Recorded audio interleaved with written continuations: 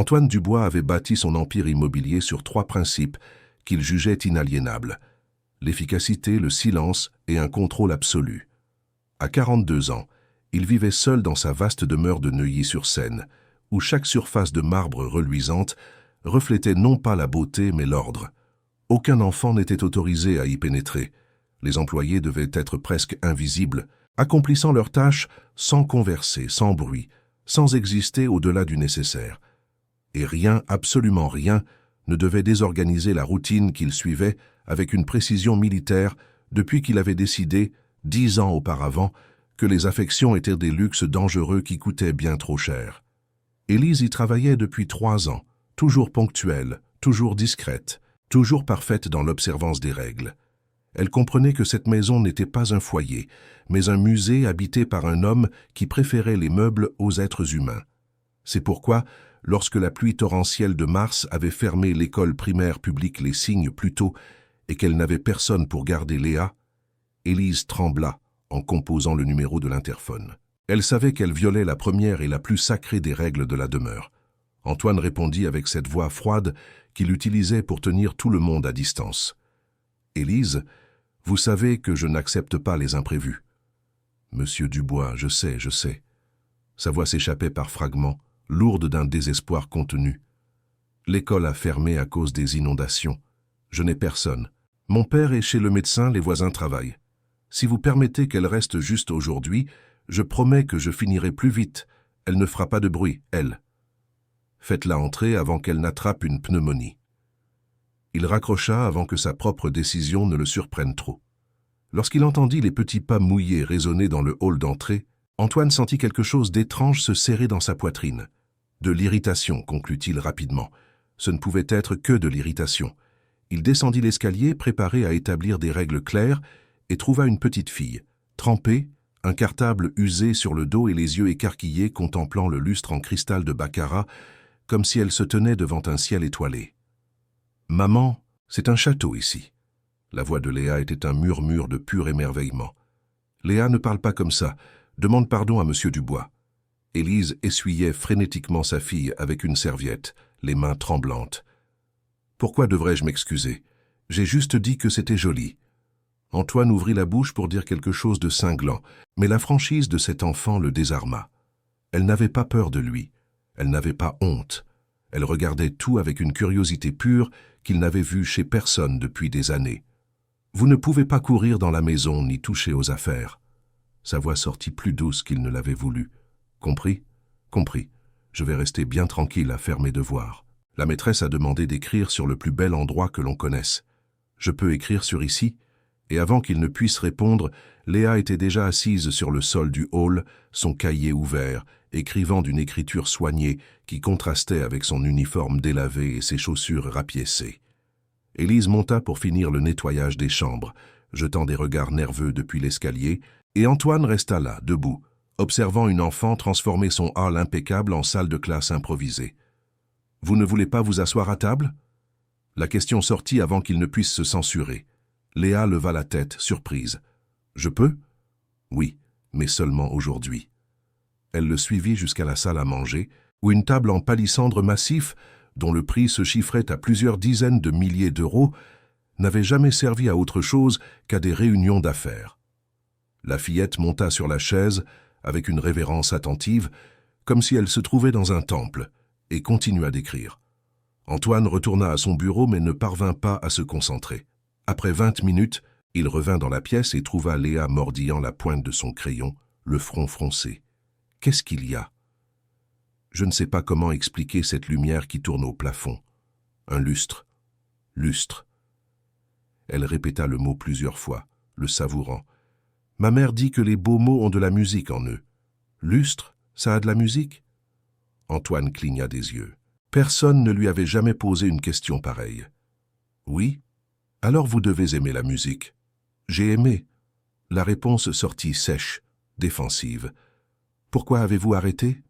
Parce que la musique n'a pas de sens dans une maison vide. Léa inclina la tête, l'étudiant avec un sérieux déconcertant pour une enfant de 7 ans. Mais la maison n'est pas vide, je suis là. Le silence qui s'ensuivit était différent des silences qu'Antoine cultivait. Il était lourd, rempli de quelque chose qu'il ne parvenait pas à nommer. Alors, sans comprendre pourquoi, il marcha jusqu'au piano à queue Pleyel, qui était appuyé contre le mur du salon, recouvert d'une housse de velours, et retira la protection. Ses mains, qui n'avaient pas touché les touches depuis 15 ans, se posèrent dessus avec une hésitation presque douloureuse, et il joua. Léa laissa tomber son cahier et courut près de lui, les yeux brillants. « Vous jouez comme dans les films ?»« Je jouais, il y a bien longtemps. Vous pouvez m'apprendre ?»« Non. S'il vous plaît ?»« Non. »« D'accord. » Elle n'insista pas, se contenta de rester là, écoutant, et lorsqu'Élise descendit, 2 heures plus tard, elle trouva sa fille assise à côté de son employeur, observant ses mains danser sur les touches comme si elle assistait à de la magie. « Monsieur Dubois, je suis désolé. Elle n'aurait pas dû. »« Elle va bien. » Il arrêta de jouer. « Demain, si nécessaire, vous pouvez la ramener. » Élise cligna des yeux, confuse. « Vous en êtes sûr, monsieur ?»« Non. » Antoine regarda Léa. « Mais ramenez-la quand même. » Ce qui aurait dû être une exception devint une routine. Chaque jour, Élise arrivait à 14 heures avec Léa, qui courait directement vers la table en palissandre massif, y faisait ses devoirs, puis s'asseyait aux côtés d'Antoine au piano. Il n'avait pas l'intention de lui enseigner, mais il le fit. Il n'avait pas l'intention d'apprécier ces moments, mais il les attendait. Et il n'avait absolument pas l'intention d'écouter des histoires sur le grand-père malade, les voisins solidaires, les fins de mois difficiles. Mais il écoutait, car Léa parlait avec une candeur qui démantelait toutes ses défenses. « Ma famille est toute petite, mais elle est bien, » disait-elle en essayant de maîtriser une gamme. « Il y a moi, ma mère, mon grand-père et madame Sylvie Morel, qui habitent à côté et laissent toujours un plat mijoté quand on n'a rien. Et il y a vous maintenant. Je ne suis pas votre famille. Pourquoi pas? On se voit tous les jours, vous m'apprenez des choses, je vous aime bien. Ce n'est pas une famille, ça. » Antoine ne sut que répondre. Il réalisa avec un malaise croissant qu'il n'avait personne dans sa vie qui correspondait à cette simple définition. Ses associés n'étaient que des associés. Ses succès n'étaient que des chiffres. Sa demeure, malgré tout son luxe, était l'endroit le plus solitaire du monde, jusqu'à ce qu'une petite fille de 7 ans y entre trempée de pluie. Ce fut un mardi d'avril que Léa arriva en pleurs. Pas ces pleurs théâtraux d'enfants gâtés, mais des sanglots contenus, trop adultes pour son âge, qui venaient d'un endroit profond et effrayé. Que s'est-il passé? Antoine s'agenouilla devant elle, ses grandes mains serrant ses petites épaules. Mon grand-père a empiré. Les médecins ont dit qu'il fallait l'opérer, mais c'est très cher. Ma mère essaie d'obtenir un prêt, mais personne n'en accorde, parce qu'on n'a pas les moyens de rembourser. Elle a dit qu'elle allait vendre nos affaires de la maison, mais ce ne sera pas suffisant. Ce ne sera pas suffisant, monsieur Dubois. Ce « monsieur Dubois », prononcé avec une telle détresse, le frappa comme une flèche. Élise apparut juste après, les yeux rougis, et tenta d'expliquer qu'il devrait s'absenter quelques jours pour s'occuper de son père, qu'elle devrait peut-être chercher un autre emploi avec des horaires plus flexibles, et qu'elle comprendrait s'il souhaitait la renvoyer. « Combien coûte l'opération ?» l'interrompit Antoine. « 50 000 euros, monsieur, c'est impossible. Pour vous, c'est impossible. Pour moi, c'est un virement. » Il saisit son téléphone, composa le numéro de son conseiller bancaire. « J'ai besoin que vous débloquiez 50 000 euros immédiatement. Je veux le justificatif dans 10 minutes. » Élise devint pâle. « Monsieur Dubois, je ne peux pas accepter cela. Comment vous rembourserai-je? Vous ne le ferez pas, c'est un cadeau. Mais je... Élise, regardez-moi. » Sa voix était étrange, chargée d'une émotion qu'il s'accordait rarement. Ces derniers mois, cette petite fille m'a rappelé ce que c'est que d'être vivant. Elle m'a fait rejouer du piano, elle m'a fait rire à nouveau, elle m'a donné envie de rentrer chez moi. Cela n'a pas de prix. Ce n'est donc pas de la charité, c'est de la gratitude. Laissez-moi payer l'opération de votre père.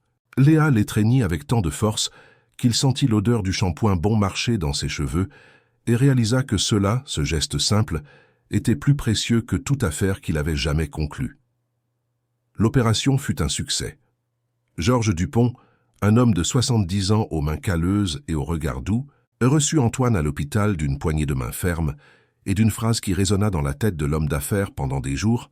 « Vous avez donné plus que de l'argent. Vous avez donné de l'espoir. » Antoine commença à leur rendre visite.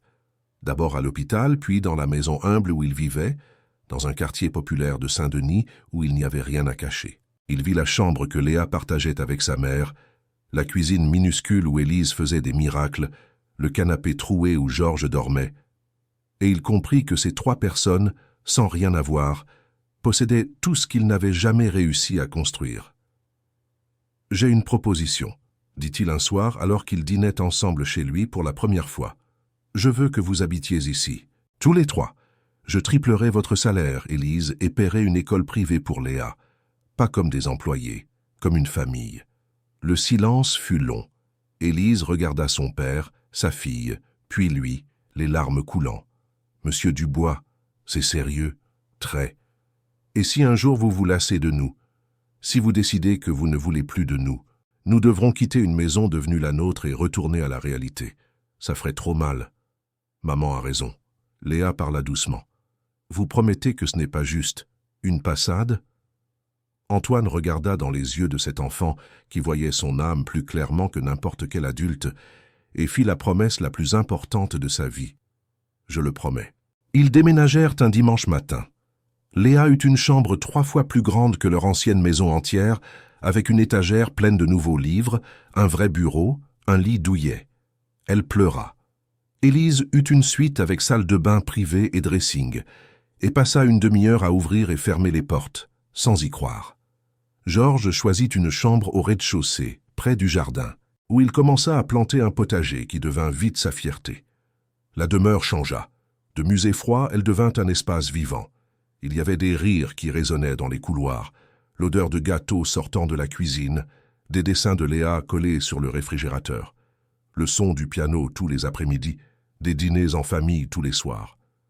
Antoine réduisit ses réunions, délégua davantage, arrivait tôt, et pour la première fois depuis des décennies, il se réveillait en souriant. Le bonheur dura 3 mois avant de se fissurer. Une assistante sociale se présenta à la porte un matin d'août, accompagnée d'une officière de protection de l'enfance, avec une dénonciation anonyme selon laquelle une mineure vivait irrégulièrement avec un homme célibataire sans lien légal ou processus d'adoption formalisé. « Mais elle est bien soignée !» s'écria Élise, désespérée. « Monsieur Dubois prend soin d'elle comme de sa propre fille. »« Madame, je comprends, mais la loi est claire, nous devons faire une évaluation complète. En attendant, la jeune fille sera temporairement placée dans un foyer adapté. » Antoine sentit le sol se dérober sous ses pieds. « Elle n'ira dans aucun foyer, c'est sa maison. Monsieur, vous n'avez pas la garde légale. Techniquement, cet enfant est sous garde irrégulière. » Léa s'agrippa à sa jambe, tremblante. « Papa, ne les laissez pas m'emmener. S'il vous plaît, je promets d'être plus sage, d'étudier plus, de tout faire parfaitement, mais ne me retirez pas d'ici. » Le mot « papa » brisa quelque chose en lui. Antoine tomba à genoux, étreignant cet enfant qui était devenu sa fille, sans qu'il ne sache vraiment quand, et murmura « Je viendrai te chercher, je le promets. » Mais les professionnels furent implacables. Léa partit en pleurs, emmenée de force, tandis qu'Élise s'effondrait, et que Georges devait la soutenir. Antoine resta immobile au milieu du salon, la maison redevenant soudain un mausolée vide, puis il passa l'appel le plus important de sa vie. « Maître Lefebvre, je dois adopter un enfant. Légalement. Je veux que vous remuiez ciel et terre pour que cela se produise. » L'avocat soupira. « Antoine, la procédure d'adoption est longue. Et vous, homme célibataire, riche, sans antécédents avec des enfants, ils vont tout remettre en question. Vos motivations, votre stabilité émotionnelle, votre passé. Ce sera une guerre. Alors, faisons la guerre. » Les 3 mois suivants furent les plus difficiles de la vie d'Antoine. Il subit des évaluations psychologiques humiliantes où il dut expliquer pourquoi un homme de 42 ans, qui avait toujours détesté les enfants, voulait soudainement en adopter un. Il recueillit des témoignages d'employés sur son changement de comportement. Il prouva qu'il était émotionnellement impliqué, qu'il payait l'école privée Les Petits Princes, que la petite avait sa propre chambre, une routine établie, et qu'il participait à sa vie non par obligation mais par amour. Il visitait Léa tous les jours au foyer d'accueil pour l'enfance. Elle avait maigri. Le scintillement dans ses yeux s'était éteint. Elle avait cessé de jouer du piano car il n'y en avait pas là-bas. Et lors d'une visite, elle demanda à voix basse « Si cela devient trop difficile, tu m'abandonneras. » Antoine lui prit le visage entre les mains. « Jamais, tu m'entends? Jamais. » Comme la garde provisoire fut refusée à 3 reprises, une solution intermédiaire fut acceptée. Léa fut placée chez une famille d'accueil agréée et proche, où Antoine pouvait au moins lui rendre visite plus souvent. Mais chaque jour, loin d'elle, était une agonie. La demeure était redevenue silencieuse. Le piano à queue Pleyel s'était à nouveau tu. La table en palissandre massif n'était plus qu'un meuble cher et inutile.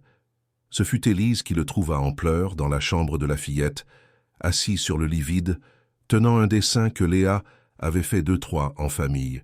« Monsieur Dubois, c'est ma faute, si j'avais formalisé les choses plus tôt. Ce n'est la faute de personne. Je ne savais juste pas que ça pouvait faire si mal. Parce que vous l'aimez. Et l'amour fait toujours mal quand on ne peut pas protéger ceux qu'on aime. » Le procès arriva devant le tribunal judiciaire de Nanterre un après-midi froid de novembre. Antoine entra dans cette salle avec le plus beau costume qu'il possédait, se sentant pourtant complètement vulnérable. Élise témoigna la première, expliquant comment il avait changé, comment il s'occupait de sa fille, à quel point il était présent d'une manière que de nombreux pères biologiques ne le sont pas. Georges parla de dignité, d'un homme riche qui avait choisi de partager non seulement son argent, mais sa vie. Des enseignants attestèrent du développement scolaire et émotionnel de Léa. Des assistantes sociales admirent que, techniquement irrégulier, cet environnement était le plus aimant que de nombreux enfants en processus légal pouvaient espérer. Mais ce fut Léa qui changea la donne. Le juge lui permit de prendre la parole, et la fillette, âgée de 9 ans à présent, entra dans cette pièce avec la même audace que lorsqu'elle était entrée trempée dans la demeure 3 ans plus tôt. Cet homme n'était pas heureux quand je l'ai connu, sa voix était ferme. Ma mère disait qu'il avait tout, mais qu'il vivait seul. Je ne savais pas vraiment ce que cela signifiait, mais maintenant je sais. Il ne souriait pas, il ne jouait pas de piano. Personne ne l'attendait. Et moi non plus, je n'avais pas grand-chose. Pas de chambre rien qu'à moi, pas de bonne école, pas de piano pour apprendre. Mais j'avais ma mère, mon grand-père, j'avais de l'amour. Puis on s'est rencontrés et tout le monde est devenu plus heureux. Il est devenu mon père. Non pas parce qu'il a payé une opération ou parce que sa maison est grande, mais parce qu'il m'apprend, m'écoute, me prend dans ses bras quand j'ai peur et parce qu'il a changé à cause de moi. Et je veux qu'il continue d'être mon père, pour de vrai. Sur le papier, pour toujours. Le silence dans la salle était absolu. Le juge, un homme d'une 60aine d'années qui avait déjà tout vu, nettoyait lentement ses lunettes. « Monsieur Dubois, vous avez déclaré avoir vécu 42 ans en croyant tout posséder et n'avoir compris ce qu'était une vie pleine qu'en accueillant cet enfant chez vous. Est-ce toujours vrai ?» Antoine se leva, la voix étranglée. « Plus que jamais, votre honneur. J'ai bâti un empire, mais je vivais dans un désert. Léa m'a donné de l'eau. Elle m'a donné un sens. Elle m'a donné une raison de me lever le matin. Et si je pouvais choisir entre tout ce que j'ai construit et elle, je la choisirais chaque jour, parce qu'elle m'a fait comprendre que la richesse n'est pas ce que l'on possède, c'est ceux que l'on aime et ceux qui nous aiment en retour. » Le juge feuilleta longuement les documents. Puis il leva les yeux et déclara « Par l'analyse des expertises, des témoignages et principalement par le lien clair et profond établi entre le requérant et la mineure, j'accorde la demande d'adoption. À partir d'aujourd'hui, Léa est légalement la fille d'Antoine Dubois, tout en conservant le lien avec sa mère biologique, Élise, qui demeurera une figure maternelle présente. Félicitations, monsieur Dubois. Vous venez de devenir père. » Antoine s'effondra. Léa courut et sauta sur ses genoux, et il la serra si fort qu'il sentit son cœur battre contre le sien. Élise pleura serrée contre son père, et dans cette salle d'audience froide, une famille qui ne suivait aucune des règles traditionnelles reçut enfin le sceau que la société exigeait. Sur le chemin du retour, Léa s'était endormie sur la banquette arrière, la tête sur les genoux de sa mère, la main serrant celle d'Antoine entre les sièges. Georges regardait par la fenêtre, un sourire aux lèvres. « Monsieur Dubois, puis-je vous dire quelque chose ?»« Bien sûr, Georges. Vous m'avez sauvé la vie avec cette opération, mais Léa, elle, a sauvé la vôtre.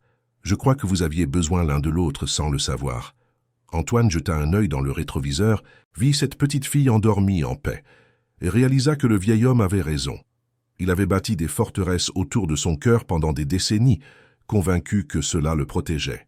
Mais une enfant de 7 ans, trempée par la pluie et débordante de curiosité, avait pénétré ces forteresses pour les transformer en foyers. La demeure de Neuilly-sur-Seine n'avait plus de règles concernant les enfants, le silence ou le contrôle. Il y avait le bruit du piano Pleyel chaque après-midi, le rire résonnant dans le jardin, des dessins d'enfants sur le réfrigérateur et de petites chaussures éparpillées près de l'entrée. Il y avait des dîners qui s'éternisaient, où l'on parlait de la journée, de projets pour l'avenir, de souvenirs du passé. Il y avait un potager dans le jardin, entretenu par un grand-père qui enseignait la patience. Il y avait une mère qui pouvait enfin se reposer, sachant sa fille en sécurité.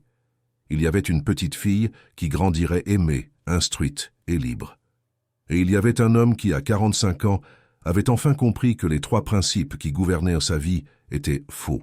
Ce dont il avait réellement besoin, ce n'était pas l'efficacité, le silence et le contrôle.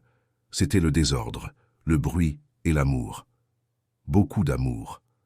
Antoine Dubois avait passé la moitié de sa vie à bâtir un empire immobilier et un mur autour de son cœur. Mais il avait suffi d'une après-midi pluvieuse de mars et d'une petite fille trempée aux yeux curieux pour prouver que les plus grands trésors ne se conquièrent pas, ils se reçoivent. Et qu'une maison ne devient un foyer que lorsqu'elle se remplit de personnes qui transforment votre routine, chamboulent vos plans et, sans demander permission, s'installent au plus profond de votre cœur.